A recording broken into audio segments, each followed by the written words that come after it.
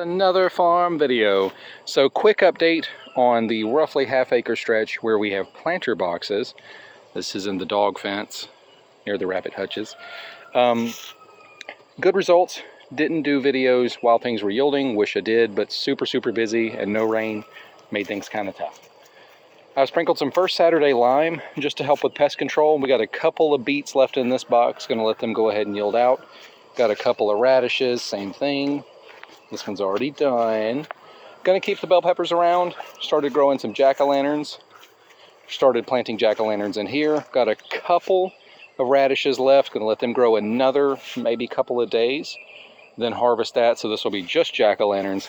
Same thing here. A couple more radishes. Growing some jack-o'-lanterns. Got a little bit of cilantro. Jack-o'-lantern growing in the back. Getting ready to harvest all this. Gonna keep the cantaloupes, because we like cantaloupe. And cucumbers, going to keep those. Sprinkled a little First Saturday lime over here as well, just to help detract the pests.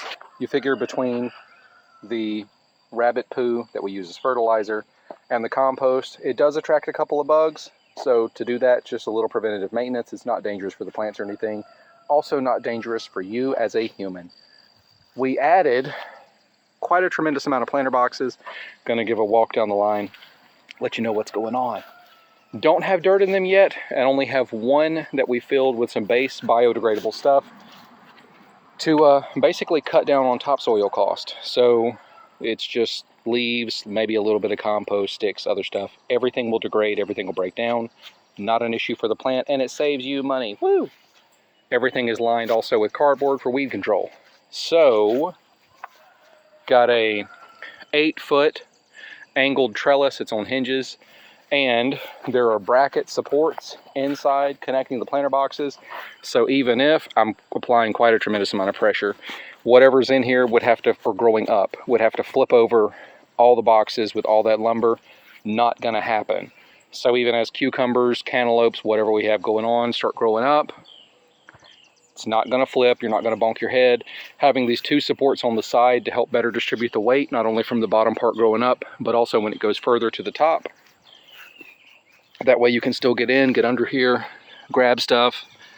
I'm a big guy, I don't like bending, so anything to prevent that unnecessarily is great. So I didn't want to be bending under and weaving around poles and mess.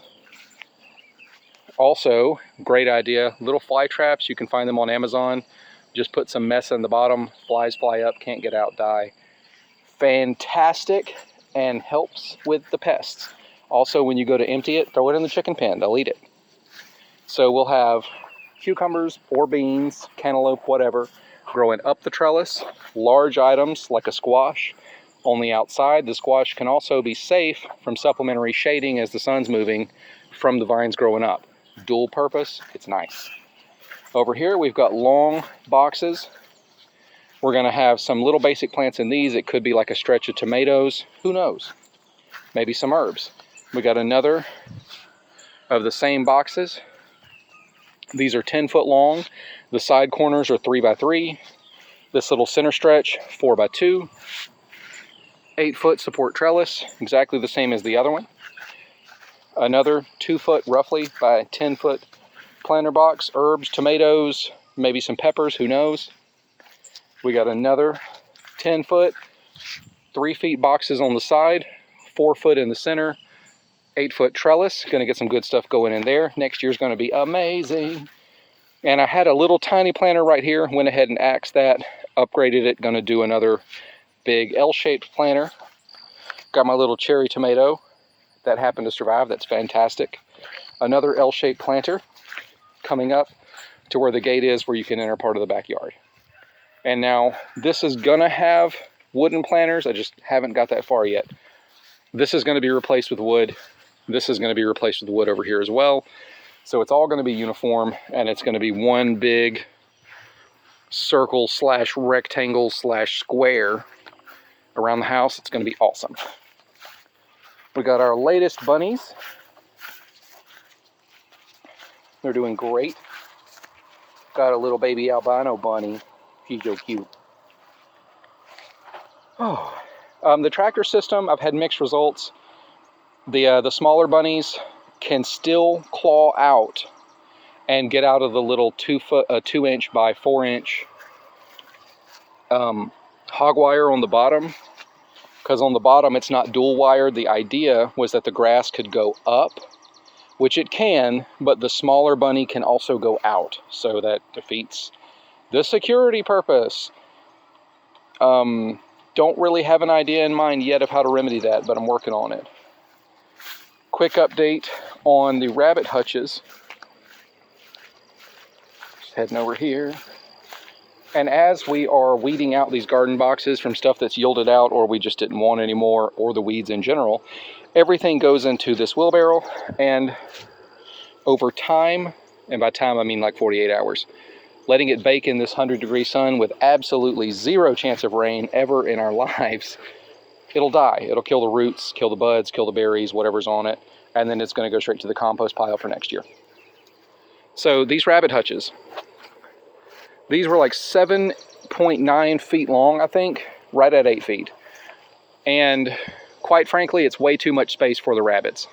It gives them a chance to do mischievous things. If they're going to birth, they've got way too much room. They're running around all crazy.